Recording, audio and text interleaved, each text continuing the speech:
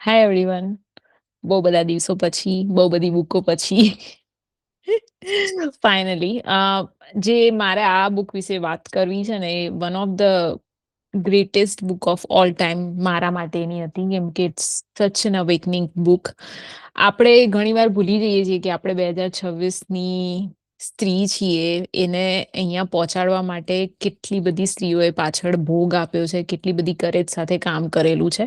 અને જ્યારે હું આ બુક વાંચતી હતી ત્યારે એનો ફરીથી અહેસાસ મને એ બુકે કરાવડાયો છે. બુકનું નામ છે lessons in chemistry by Bonnie ગાર્મસ.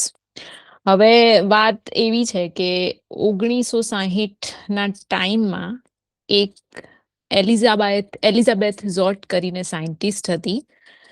એને એક કુકિંગ શો ચાલુ કર્યો હતો, અને કુકિંગ શોનું કેચ ફ્રેઝ હતું, children set the table, your mother needs a moment to herself. આ કેચ ફ્રેઝ સાથે હંમેશા એ પોતાનો શો એન્ડ કરતી હતી. હવે એની બી એક સ્ટોરી છે કે એ કેચ ફ્રેઝ પર એ કેવી રીતે આવી હતી. બટ એ સાયન્ટિસ્ટ જ્યારે કુકિંગ શોમાં જાય એટલે આપણને એમ થાય કે કેવી રીતે આ પોસિબલ બને. તો બુકની જે પ્રિમિસ જે શરૂઆત થાય છે એમાં એવી રીતે થાય છે કે એલિઝાબેથ ઝોટ એક ચેનલ નો પ્રોડ્યુસર કહો કે ચેનલનો એક્ઝિક્યુટિવ કહો કે જે બી માણસ કહો, એને મળવા જાય છે. અને ત્યાં જઈને એમ કહે છે કે તમારી નાની બેબી છે ને મારી છોકરીના લંચમાંથી સ્ટીલ કરીને ખાય છે, અને મારી પાસે ટાઈમ નથી કે હું 2 જણાનું લંચ બનાવી શકું. હું બહુ મહેનત કરું છું કે મારા ચાઇલ્ડ માટે હું ન્યુટ્રિશિયસ ફૂડ બનાવું, અને એ એના માટે છે. તો make your daughter a proper lunch. તો ઓલો ભાઈ એમ કહે છે કે આઈ એમ સોરી, આઈ એમ ડિવોર્સ્ડ. તો કે તો શું થઈ ગયું, કે મેન ખાવાનું ના બનાવી શકે, અને મારી પાસે કે ટાઈમ નથી કે હું આખા નેશનને કે બનાવતા શીખવાડું. એટલે જે ચેનલનો જે માણસ હોય છે ને, એને એનામાં કંઈક સ્પાર્ક દેખાય છે ને, એમ કહે છે કે વુડ યુ ડુ ધીસ, કે would you teach nation to cook a nutritious food. અને ઓલીને સમજ નથી પડતી કે શું કહેવા માંગે છે. એને પછી એ કહે છે કે તું એક કુકિંગ શો ચાલુ કર, and I see the potential here, કે.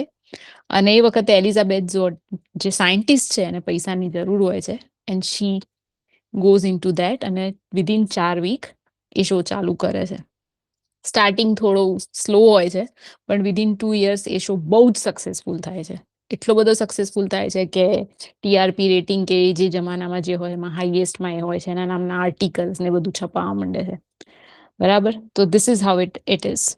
બટ પછી આપણે જ્યારે આગળ વધીએ નોવેલમાં, ત્યારે ખબર પડે છે કે એલિઝાબેથની સ્ટોરી છે કે કેવી રીતે સાયન્ટિસ્ટમાંથી આવી રીતે કુક શોની હોસ્ટ બની.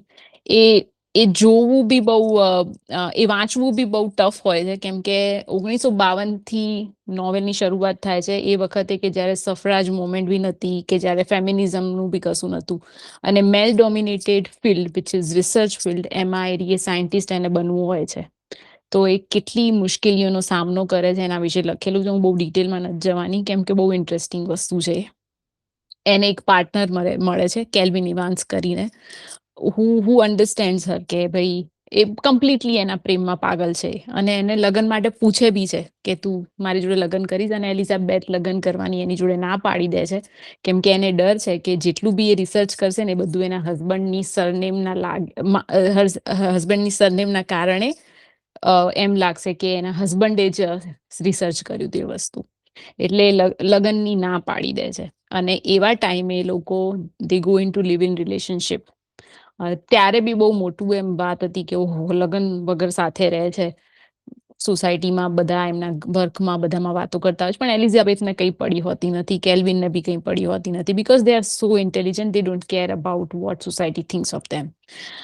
અને પછી કંઈક એવું થાય છે કે એને બેબી જોઈતું જ નથી પહેલા તો, પણ શી બીકમ્સ અ મધર, અને એનું નામ મેડ રાખે છે.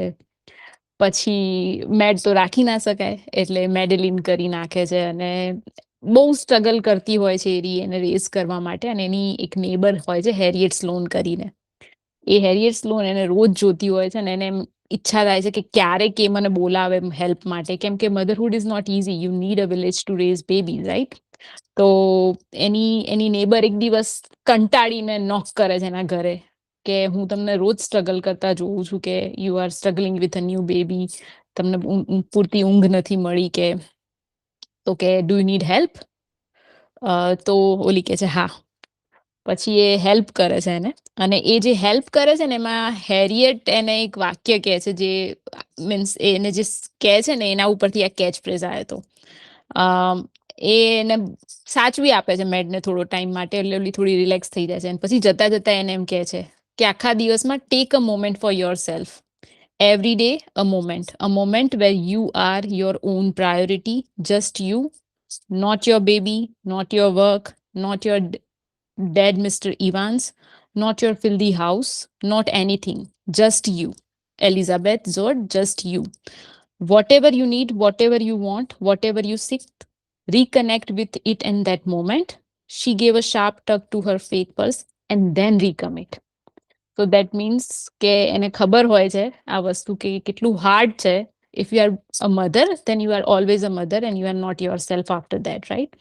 So that's something that she derived from that Harriet Sloane's conversation.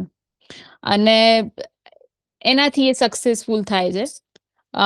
પણ આ વસ્તુ હું તમને ખાલી આની બીટ કહું છું, આ કેચ ફ્રેઝની જ વાત કરું છું. એના સિવાય નોવેલમાં ઘણી બધી વસ્તુઓ એવી છે કે you would love to read. એક શીરો છે આમાં, not a hero, she is a શીરો.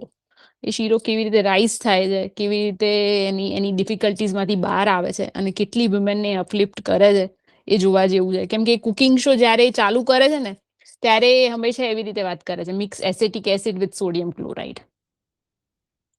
આવી રીતે એ શીખવાડતી હોય છે, અને ઘણી બધી સ્ત્રીઓ નોટ્સ લેતી હોય છે એની. એમાંથી એ લોકોને ખબર પડે છે, ઇન્સ્પાયર થાય છે, ને એ લોકો સાયન્ટિસ્ટ કે પછી કોઈ બી ફિલ્ડમાં આગળ વધવાનું ચાલુ કરે છે. એ શોથી બધાને પ્રોબ્લેમ બી થવા માંડે છે મેલ ડોમિનેટેડ ફિલ્ડ્સમાં, કે આ બધા આગળ આવી રહ્યા છે, આ બધા વિચારી રહ્યા છે કે વી નીડ ટુ સ્ટડી, એવી રીતે. એટલે બહુ મજાની બુક છે. અને એનું જે એક મેં જે લખીને રાખ્યું હતું કે જે મને સૌથી વધારે ગમ્યું હતું ને આ હતું કે એલિઝાબેથ છે ને એ ગ્રજ રાખતી હતી. ગ્રજ કોના ઉપર ખબર છે? પેટ્રિયાર્કલ સોસાયટીએ જે વિમેન માટેના આઈડિયા ફાઉન્ડ કર્યા હતા ને એના ઉપર, કે women are less capable, less intelligent, less inventive. A society that believed men went to work and did important things, discovered planets, developed products, created laws, and women stayed at home and raised children. She didn't want children. She knew this about herself, but she also knew that plenty of other women did want children and a career. And what was wrong with that? Nothing. It was exactly what men got. When it came to equality, 1952 was a real disappointment. It's one thing to be brilliant, but to be a brilliant without opportunity, that was something else. If Mozart had been born to a poor family in Bombay instead of cultured one in Salzburg, would he have composed Symphony number 36 in C? Not a chance. અને આ વસ્તુ એટલી મને ગમી હતી એ વાંચતી વખતે, કે આપણે ગમે તે કહીએ, as a woman we always hold a grudge against a patriarchal society. આપણે સ્વીકારીએ, આપણે ના સ્વીકારીએ, બટ એના ગ્રજ હંમેશા આપણે રાખશું, કેમ કે એને ઘણું બધું આપણી જોડે સાયલેન્ટલી, લાઉડલી લીધેલું છે, અને ક્યારે પાછું નહીં આપે. સો ધેટ્સ ઇટ.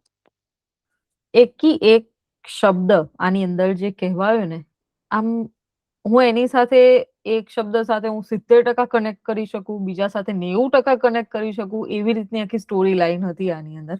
આજ સવારની જ વાત છે, જ્યારે મારી બંને દીકરીઓએ સવારે બ્રેકફાસ્ટ કરી દીધો અને બધું પતી ગયું એમને. મારા મમ્મીનો ફોન આવ્યો કે તે નાસ્તો કર્યો? મેં કીધું ના, મારે બાકી છે. મારે કેમ બાકી છે? કેમ કે હું ભૂલી ગઈ છું હું બનવાનું. એમ મને એમ થાય છે કે હું એક માં જ છું અને આ જ મારી આઈડેન્ટિટી છે. તો આ બહુ સાચી વાત છે કે તમારે તમારા જ ગુમરાઓમાંથી બહાર નીકળવું એ તમારા પોતાના માટે મોટી ચેલેન્જ છે. નો મેટર તમને ગમે તેટલો સપોર્ટ મળે, પણ તમારે અહીંયાથી બહાર નીકળવું એક પાવર મૂવ છે મારા માટે. જો તમે નીકળી ગયા ને તો તમે ખરેખર એક વોરિયર છો. મેં હમણાં જ મારી એક સ્પીચમાં કહ્યું હતું, you can not spell the word hero without her. Right, right, definitely. આમાં બુકમાં ઘણી બધી વસ્તુ એવી છે જે મેં નથી કીધી, કેમ કે પ્લોટ ગીવ અવે કરી દેશે. અને I want someone to read this book, કે એટલી સારી બુક છે એટલે મારે નથી કહેવું કે એમાં શું થાય છે. અને કદાચ એટલે જ હું તને બી નથી કહેવાની, કેમ કે તું વાંચીશ ને તો તને બહુ જ મજા આવશે. એ જે આમ જે એનો ગ્રાફ છે ને બુક ઉપર જ જયા કરે, એ બહુ મસ્ત છે. આમાં એક ડોગ છે જેનું નામ એલિઝાબેથે 630 રાખ્યું છે, કેમ કે હી વોઝ એ જે ડોગ હતો ને, પોલીસ ડોગ હતો. અને it was like A very bad હતો એક્સપ્લોઝન ને સૂંઘવામાં ને એ બધા જે એક્સપ્લોઝિવ પદાર્થોને. તો એ છે ને એલિઝાબેથ એક વખત ઘરેથી કામ કરતી રિટર્ન થતી હોય છે ને પાછળ એક કૂતરું ફોલો કરે છે ને એને 630 એ ફોલો કરવાનું એને ચાલુ કર્યું હતું. એ કૂતરાએ ટાઈમે 630 એટલે કૂતરાનું નામ 630 પાડે છે એ લોકો. અને એના પોઈન્ટ ઓફ વ્યૂ થી અમુક વસ્તુઓ જે લખી છે ગ્રીફની, કૂતરું એક વસ્તુનું ગિલ્ટ લઈને ફરે છે, એ બી બહુ સરસ લખાયું છે. એમ કે from point of view of pet, આપણે એમ વિચારીએ કે પેટ જતું રહે ત્યારે માલિકને પ્રોબ્લેમ થાય, પણ જ્યારે માલિક જતું રહે ત્યારે પેટને શું પ્રોબ્લેમ થાય, that is also a different story, right? તો એ બહુ સરસ લાગ્યું મને. અને મેડેલિન, શી ઇઝ બ્રિલિયન્ટ. એમ એ 3 વર્ષની છે, એને વાંચતા આવડે છે, પણ એ સ્કૂલમાં ડમ્બ પ્રિટેન્ડ કરે છે કે જેથી એને બહુ પ્રોબ્લેમ ના થાય. Of course you know, if child is special, then there is going to be issues afterwards in school, bullying and stuff. She is very smart, અને એને ખબર પડે છે કે એની મમ્મી ક્યારે ડિપ્રેશનમાં છે, એને શું કરવાની જરૂર છે, શું નથી કરવાની જરૂર. ઇમોશનલી ઇન્ટેલિજન્ટ છોકરું જે આપણે જોઈએ, અને એની સાથે આપણને એમ થાય કે યાર બહુ ટફ વર્લ્ડ છે નહીં આના માટે, આ નાના છોકરા માટે. If it is like this emotionally intelligent child, then it's going to be a very tough journey એમ. બટ બહુ મજાની છે બુક. ખરેખર સાંભળીને મજા આવી, તો વાંચવાની તો મજા કંઈક અલગ જ હશે. ભાઈએ સજેસ્ટ કરી હતી, અને જો તમારી પાસે જો વાંચવાનો ટાઈમ ના હોય તો એને મને કીધું હતું કે Apple plus, I think Apple પ્લસની જ છે. આરી એ સિરીઝ બની ગઈ છે હવે. એ લોકોએ સિરીઝ બનાવી છે, અને એણે મને એના ઉપરથી સજેસ્ટ કર્યું હતું કે you read this book, you are going to love it, and I absolutely loved it. Vav.